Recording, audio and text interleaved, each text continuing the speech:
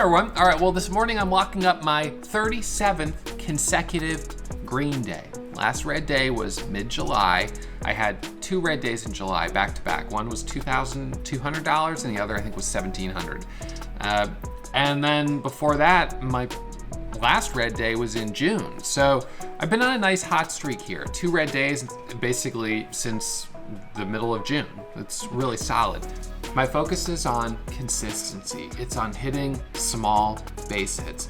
Today, I took a few trades, ATXG, HYRE. HYRE had breaking news at 7 a.m. We had an ascending wedge. I took the break out of that. That was live during the morning show. Got another trade at the open for the squeeze up to $1.50. Locked up some profit on it. Wasn't a home run. It was a small base hit. And as always, what happens when you swing for home runs is you sacrifice taking those small gains. My focus right now is trying to be consistent. I'm trying to play a little catch up. I'm a little behind where I wanted to be in terms of P&L on the year. Now, I talked about this in my August month in review, which is uploaded on YouTube. I could put a link at the end of this episode where you guys can check that out. But August finished at $168,000 in net profit after fees and commissions, about $185 in gross. So it was a good month for sure. But right now I've got to keep my head down, keep hitting these base hits, and try to be consistent. That's what it's about. So I hope you guys enjoy the recap. Reminder as always, my results are not typical. Most beginner traders lose money, and I can't make any guarantee that you, whether you trade on your own, you learn from me, you're any more likely to succeed because you went through my classes or anything else. Take it slow, please. Practice in the simulator that we provide you as part of your Warrior Starter and Warrior Pro membership. Take it slow. Pay your dues. The market will be here for you.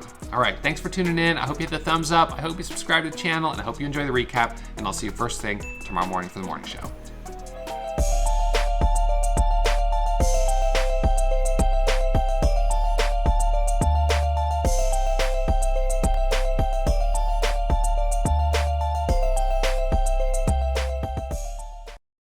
So 10 a.m., staying disciplined, staying green, not going to overtrade, not going to overstay my welcome. I'm going to take the cue of knowing when to walk away. Overall market right now is retesting the lows from Friday. Our leading gapper, which is the stock I made the most on, HYRE, has pulled back a bit. And although we've had a couple of stocks pop up like SHPH and IC, if you were quick, there was some opportunity there, and I hesitated because of the sort of inherent bearish feeling that I had about today, and so I didn't get those opportunities. And so I'm thinking that this is the time for me to call it a day. I'm green, and I'm grateful for that. $1,200. It's not much. I was thinking at 9:15, I was like, okay, this looks like it might be a no trade day. And this might be the day just to break the green streak that I'm on and not try to push it. So let's see. Let me grab my trader view here. So I've been on a green streak, as you guys know. I've got, let's see. So last week was 5, 10, 15, 20, 25, 30, 35, 36. So today was my 37th consecutive green day. By my count there. Yeah, so 37 green days in a row. That's a great stretch. But I don't want to, I want to remind myself that consecutive green days in a row is not important. And if I have the opportunity to just take a quick loss and break the green streak, I'm going to do it, because I don't want to get myself psyched out on a day where all of a sudden I'm down 1,500 that, oh my God, I'm breaking my green streak, because it doesn't matter. Having a small red day doesn't matter. And I need to be able to just let myself have small red days, and it's not a big deal. Now, the fact is, we keep having enough opportunities each day that I'm able to get into the green. And today, I had these 2 stocks I traded, got myself into the green. And so I thought it might be a no trade day, but I finally broke the ice on HYRE. So HYRE had news this morning at 7 a.m., $100 million line of credit. Doesn't really feel like it's, huge, but whatever. So stock starts squeezing up. It goes up to $1.40. It pulls back. And in this area here, this is where I started kind of watching it. I was thinking, all right, it's holding up, and The 1 minute's a little hard to read. We'll look at the 5 minute chart on this. So we had this ascending support trend line here, this yellow trend line. Seemed like it was an ascending wedge. So sort of a flat top as of right here. And as it pulled back right here, I started to get an order ready for 10,000 shares at 31. I was like, you know what? I want to buy the dip off of VWAP at 31. And that was like right, it was right here.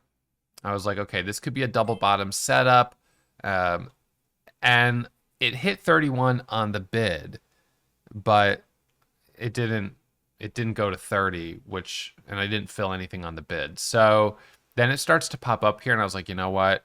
I'm going to punch it. So I bought 18,000 shares at 36, and I added at 40, and we got to move up to 43. So, I mean, that ended up being $700 of profit. It pulls back. I added back right down here again at 35, and I held this into the open, and we got to squeeze up to 47. And so, that for me, those two trades were enough for me to lock up $1,100 of profit. But, it's not a lot. And I knew that I needed to take bigger share size to make money on that type of stock, because I didn't think I would get 15, 20 cent moves. I was thinking I would get 4 to 6 cents, which meant I needed 20,000 shares to be able to make, $500 to $1,000, which I did. But it didn't end up being a big winner, and unfortunately at the open it's pulled back. So that was HYRE, ATXG. I took one trade on this one. As it popped up on this candle, I got in this at 9.83 and sold it for an average of 12 cents a share, 1,000 shares. So went up to a high of 10.33. I was chasing it a bit, but just got in, got out quick, booked the profit. It's a dead cat bounce setup, but the thing is, it didn't really hold on Friday. It went lower after attempting a bounce right here.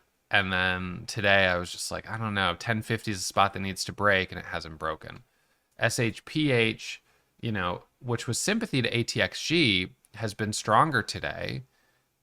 But I don't know. It feels like it carries a bit more risk, given that this was a sympathy stock. This was sympathy to ATXG. So shouldn't it be following ATXG? It's sort of going on its own. So is ATXG going to then follow this? Are they going to do a little flip-flop there?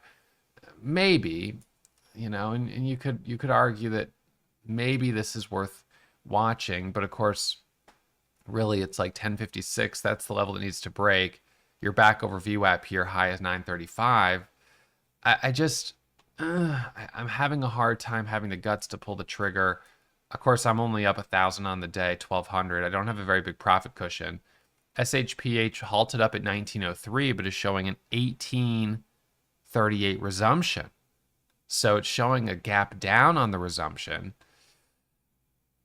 I just think that there's enough red flags out today that while we may see a little action and, there may be some opportunities, I'm nervous about the fact that I don't have much of a profit cushion on the day, and it just doesn't feel clean. Our leading gapper wasn't that great. It has failed. So gap and go. If there's no clean gapper, that usually by itself is an indicator to walk away. We do have a little bit going here, but it just feels like these are kind of going on fumes. There's not a lot of volume. The spreads are pretty big. And then, look at that ATXG right there, that rejection. That's what I don't want to get caught in. Because I'm just concerned that if I took a loss right now, it wouldn't be easy to recoup that loss. It's already past 10 a.m. There's not a lot moving today. And, if I take a loss at 7 or 8, I still have a really good chance at recouping that loss and potentially finishing the day green as long as the loss is small. But if I take a loss at 10:30, 11:30, now I'm going to have to trade, later and later into the day if I feel that it's important to try to recoup that loss. And, consistency is important. I do like to be green. I'd always prefer to be green. So I'm going to try to be green. But this is a time of day where if I take a loss, the odds of being able to recoup that loss are getting kind of slim. So I think all of that is saying I don't have the risk tolerance to keep trading today. I'm going to take the $1,000 off the table, make it the 37th consecutive green day, and small green days pay the bills. I'll be back at it first thing tomorrow, right? Consistency is what it's about. It's nice to hit home runs, but consistency is what it's about. These were my last 2 red days in July, 2200 and 1700. Super tolerable, small red days, bigger green days. That's what it's about. And this is what I want to continue for the rest of the year. Small base hits. When I hit red days, keep them small, hopefully not more than 5,000 in the red. My daily goal is 5,000. So I don't really want to lose more on one day than my daily goal. It can happen, and it's not the end of the world if it does happen, but right now I'm keeping it tight. Now, if I start having back-to-back $15,000, $20,000 green days, then I'll let myself go down 15,000, 20,000 on a red day, because I'll be, keeping perspective of what my kind of average daily gains are. But right now I'm trying to keep it tight.